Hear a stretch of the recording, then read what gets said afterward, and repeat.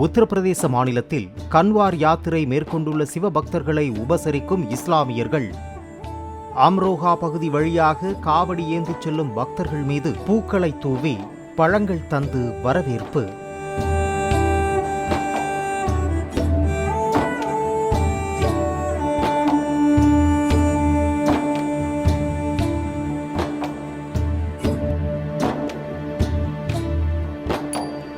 நித்யமும் சத்தியமும் ஆன பொருள் சிவானந்தமே தியானேஸ்வரா.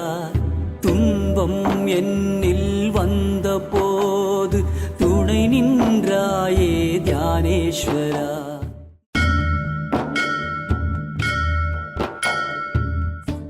பிளே ஸ்டோர் மற்றும் ஆப் ஸ்டோரில் இருந்து பாலிமர் செயலியை QR கோடு மூலம் பதிவிறக்கம் செய்யுங்கள். செய்திகளை உடனுக்குடன் பெறுங்கள்.